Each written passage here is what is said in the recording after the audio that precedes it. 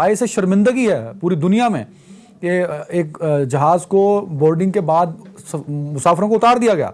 ये बहुत बाइस शर्मिंदगी है इस मुल्क के लिए, नए पाकिस्तान के लिए और एटमी पावर पाकिस्तान के शहरियों के लिए। दुनिया भर में जगहसाई हो गई हमारी। इस कदर फ्रेंडली कंट्री से इस किस्म का एक्शन ये मेरे लिए वाकई it's a matter of worry. एक बहुत बड़ा कदम है कि मुसाफिर भी थे वहां पे पहुंचे और अचानक जहाज पे कब्जा भी कर लिया गया। ये कोई छोटी बात नहीं। लग रहा है कि जैसे पाकिस्तान कोई बनाना स्टेट बन गया।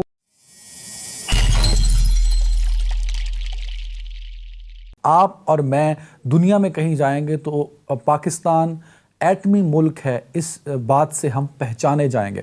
आपको और मुझे अच्छे अच्छे ख्वाब दिखाए जाते थे कि हमारे पासपोर्ट की इज्जत होगी, हमारी इज्जत होगी, नया पाकिस्तान बनेगा, पुराने पाकिस्तान की हर रीत को, हर रिवायत को बदल दिया जाएगा। लेकिन आज जब मैं आपसे बात कर रहा हूं तो पाकिस्तान का एक तैयारा जो PIA का तैयारा है, जो मलेशिया से आ रहा था पाकिस्तान, वो इसलिए रोक दिया गया और वो रोका भी ऐसे गया कि जहाज में बोर्डिंग हो गई, तमाम पाकिस्तानी उसमें बैठ गए और उसके बाद उनको जहाज से उठाकर बाहर निकाल दिया गया कि जहाज की जो लीज की रकम है वो अदा नहीं की गई। आज जो इंसिडेंट हुआ जो कि बाइस शर्मिंदगी है पूरी दुनिया में कि एक जहाज को बोर्डिंग के बाद मुसाफिरों को उतार दिया गया, ये बहुत बाइस शर्मिंदगी है इस मुल्क के लिए, नए पाकिस्तान के लिए और एटमी पावर पाकिस्तान के शहरियों के लिए।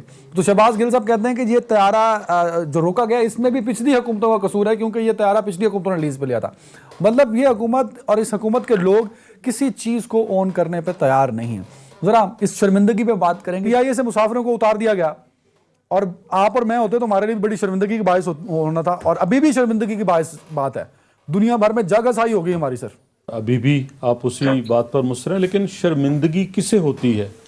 शर्मिंदगी उस शख्स को होती है जिसके जहन में, जिसके ख्याल में, जिसके तसव्वुर में कोई एक पैमाना हो ख़ास कि मैं इस हद तक ये काम करूँगा और ना कर सकूँ तो मेरे लिए ये बाइस ज़हमत या बाइस शर्मिंदगी होगा।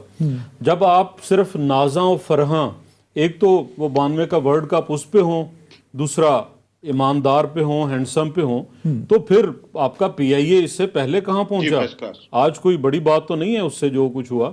आज भी कुछ ऐसा ही हुआ जिसके नतीजे में मलेशिया में PIA के तैयारे को कब्जे में ले लिया गया और मुसाफिर अलग ख्वार हुए, अमला फंसा रहा और सबसे बढ़कर ये कि एक बार फिर पाकिस्तान की जगहसाई हुई। बोइंग 777 तैयारा मलेशिया में एयरपोर्ट पर मकामी हुकाम ने कब्जे में लिया।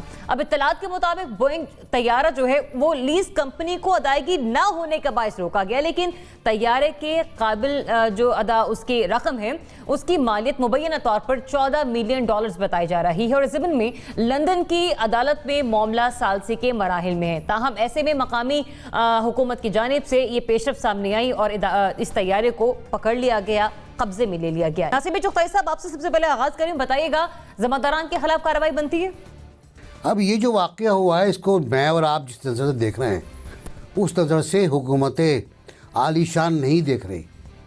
उनके जो एक खुसूसी हैं, उनका एक लंबा चौड़ा ट्वीट आया है कि तो कुछ भी नहीं है, फजूल बदनाम कर रहे हैं हमको।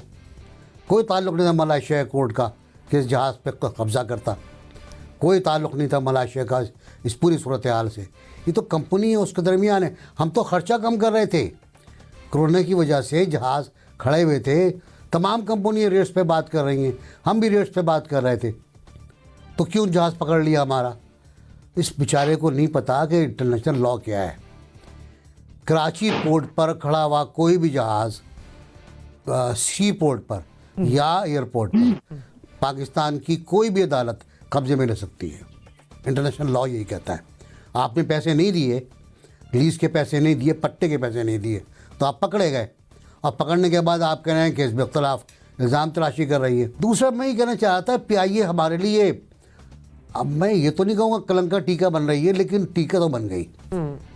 कल चाइना में हमने 10 ऐसे मुसाफिर भेजे जिनमें कोरोना था और हमने भेजे नहीं, बाकायदा शऊरी तौर पे भेजे हमने। सही। यूरोप में पहले ही बंद हैं हम। तो ऐ प्यारे लोगों, किस किस को जिम्मेदार करार दोगे? जिम्मेदार तो वही है जो टॉप पे बैठा हुआ है। आज मुझे कहना पड़ेगा कि जिम्मेदार वही है जो कप्तान है। ये बहुत बड़ा कदम है कि मुसाफिर भी थे वहां पे पहुंचे और अचानक जहाज पे कब्जा भी कर लिया गया। ये कोई छोटी बात नहीं। तो लाजमी बात है कि इसकी कानूनी पहलू जो है वो भी देखने होंगे कि जब एक इस किस्म की साजिश आपकी चल रही थी तो फिर जहाज पे क्यों कब्जा किया गया। लिहाजा ये इशू इतना सादा नहीं कि यहाँ स्ट्रेट अवे हम कह दें कि वाकई ये ऐसे हुआ, लेकिन बहरसूरत जागस आई हुई मुल्क की कोई ना कोई तो उसका जिम्मेदार है और उसको इस चीज को निपटाने के लिए भी कोशिश करनी चाहिए और इंक्वायरी करके तो जिम्मेदारी भी डालनी चाहिए ताकि किसी के खिलाफ एक्शन हो सके। अच्छा, इसको एक और तनाजुर में, क्योंकि हमारे साथी जो हैं वो ऑलरेडी कुछ पहलू तो हाईलाइट कर चुके हैं, मैं इसको एक और तनाजुर में इसलिए भी देखना चाहती हूँ क्योंकि मलेशिया हमारा एक बहुत हमारे लिए फ्रेंडली कंट्री है। बात यह है कि यहाँ इतनी इस कदर फ्रेंडली कंट्री से इस किस्म का एक्शन, ये मेरे लिए वाकई it's a matter of worry. जो एक्शन है वो यकीनन होना चाहिए, लेकिन मुझे लगता है कि हमें इसको डिप्लोमेटिकली देखना हमारे लिए जरूरी है कि आया इतना दोस्त मुल्क जो हमारा मलेशिया है उनकी तरफ से इस किस्म का एक्शन क्यों हुआ। कोई और क्या राह नहीं निकाली जा सकती थी, क्या बिफोर हैंड नहीं इत्तला दी जा सकती थी कि अगर ये तो नहीं हो सकता ना कि अचानक वन फाइन डे जी यहाँ से तैयारा उड़ा और मलेशिया के हवाई अड्डे पर लैंड हो गया, ऐसा मुमकिन नहीं है। उनको बिफोर हैंड पता था कि जी ये तैयारा आने वाला है, एक्सपेक्टेड है ये यहाँ लैंड कर रहा है। तो अगर अराइवल से पहले ये बात बताई जा सकती थी तो मुझे लगता है एक तो ये बहुत एक एम्बैरेसिंग सी सिचुएशन बन गई है ना, इसको हम अवॉइड कर सकते थे। हम सबको सजदा करना चाहिए और वो सजदा शुक्र हो और उसमें हम ये खुदा का शुक्र अदा करें कि इस हम वक्त इस तैयारे में सवार नहीं थे कि ये नहीं, हम ये शुक्र करें कि इस वक्त तहरीक इंसाफ की हुकूमत है। इस वजह से सिर्फ हमारा एक जहाज़ जो है उसको इस तरीके से उस पर कब्ज़ा किया गया और हमारी जग हसाई हुई है। अगर ये नून लीग की हुकूमत होती और पीपल्स पार्टी की हुकूमत होती तो हमारे कोई 10 जहाज़ जो हैं उनके ऊपर इस तरह से कब्ज़ा होता। ये मुमकिना जवाब है आपकी हुकूमत का जब आप इस इशू को उठाएंगे कि ये तो हमारी कामयाबी है कि हमने सिर्फ एक जहाज़ पे कब्ज़ा होने दिया, ज़्यादा जहाज़ों पे कब्ज़ा नहीं होने दिया। और वहाँ से जो अब रिपोर्ट्स आ रही हैं वो रिपोर्ट्स देखें कि आपका क्रू जो है वो परवाज़ के लिए तैयार था, आपके मुसाफिर जो हैं वो अंदर बैठे हुए थे और एक अंदर वो मलेशियन हुकाम जाते हैं और उनको उतारते हैं और वो बड़े खौफजदा हो जाते हैं मुसाफिर कि पता नहीं क्या होने लगा, और उसके बाद वो तैयारा आपका जो है वो हिसार में लेके कब्जे में ले लेते हैं।